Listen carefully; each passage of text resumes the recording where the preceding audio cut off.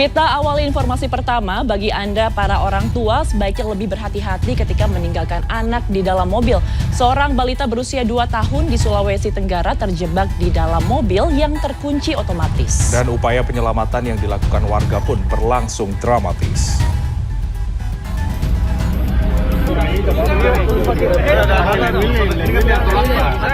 Sejumlah warga berupaya menyelamatkan Noval, balita berusia 2 tahun yang terjebak dalam mobil di depan sebuah toko di Jalan Gatot Subroto, Kabupaten Muna, Sulawesi Tenggara pada Kamis petang.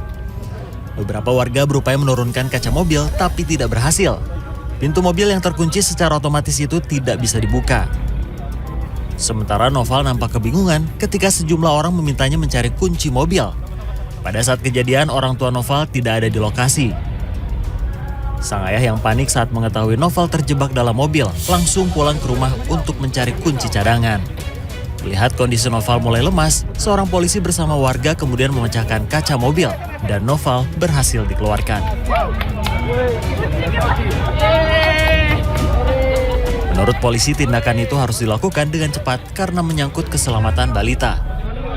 Dalam mobil, orang tuanya terkunci. Orang tuanya bisa pergi ambil kunci cadangan mereka saja. Makanya diambil tindakan cepat dalam berkaitan dengan. Usai diselamatkan, Noval kemudian diserahkan kepada keluarga sambil menunggu ayahnya yang masih dalam perjalanan usai mengambil kunci cadangan. Zainal Ishak, Kendari, Sulawesi Tenggara.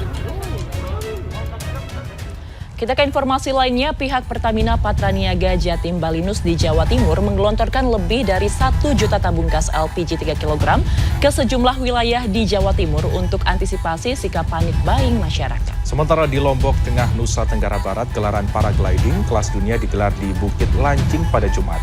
Gelaran ini diikuti oleh puluhan peserta dari 13 negara termasuk Indonesia. Selengkapnya kami rangkum dalam Indonesia 24 Jam.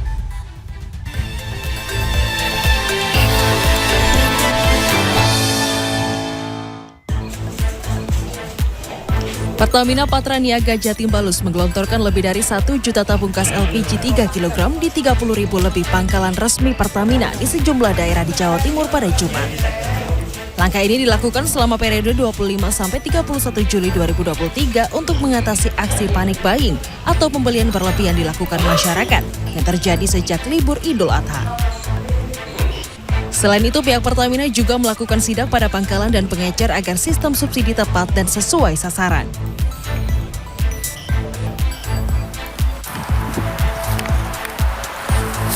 Lahan seluas 5.000 meter persegi di samping stasiun KRL Pondok Ranji dan permukiman warga Jalan Nusa Jaya, Tangerang Selatan, Banten ini mulai dikeluhkan warga lantaran dijadikan sebagai tempat pembuangan sampah ilegal.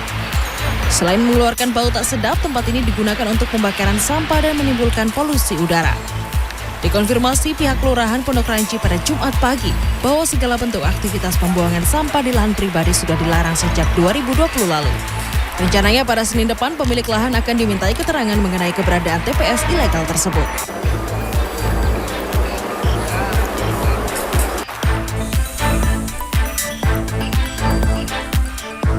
Setelah sukses digelar di 3 negara yakni di Thailand, Turkiye, dan Kazakhstan, gelaran paragliding Accuracy World Cup keempat resmi diadakan di Bukit Lancing, Kabupaten Lombok Tengah, Nusa Tenggara Barat pada Jumat.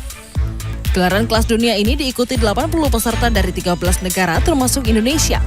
Namun di hari pertama, 30 pilot paragliding yang terbang sejak pukul 6 pagi terkendala akibat cuaca buruk. Gelaran akan dilanjut hingga cuaca kembali normal.